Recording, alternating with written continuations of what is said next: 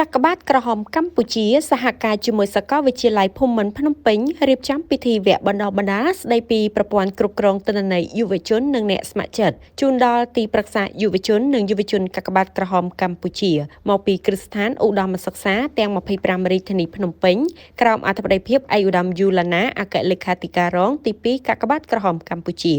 ថ្លែងនៅក្នុងពិធីបើកវគ្គបណ្ដុះបណ្ដាលលោកខុនសាមេងនាយកនៃនាយកដ្ឋានធនធានមនុស្សបានទាញអារម្មណ៍អ្នកចូលរួមថាវគ្គនេះមិនត្រឹមតែជាការបណ្ដុះបណ្ដាលប៉ុណ្ណោះទេតែក៏ជាការចែករំលែកពីប្រព័ន្ធថ្មីក្នុងការបញ្ចូលទិន្នន័យជាក់ស្ដែងថាតើជួបបញ្ហាអ្វីខ្លះជួបការលំបាកអ្វីខ្លះដើម្បីយើងដោះស្រាយរួមគ្នានិងធ្វើទាំងអស់គ្នាឈានចូលដល់ការគ្រប់គ្រងទិន្នន័យប្រកបដោយប្រសិទ្ធភាពនិងប្រសិទ្ធផលចំណែកឯឧត្តមយូឡាណាអគ្គលេខាធិការរងទី2កាកបាទក្រហមកម្ពុជាបានមានប្រសាសន៍ថាកន្លងមកយើងប្រើប្រាស់ Microsoft Excel ដើម្បីកត់ត្រាទិន្នន័យប៉ុន្តែពេលនេះយើងមានថ្នាល Digital ថ្មីមួយដែលសាកលវិទ្យាល័យភូមិន្ទភ្នំពេញបានជួយរៀបចំឲ្យកាកបាទក្រហមកម្ពុជា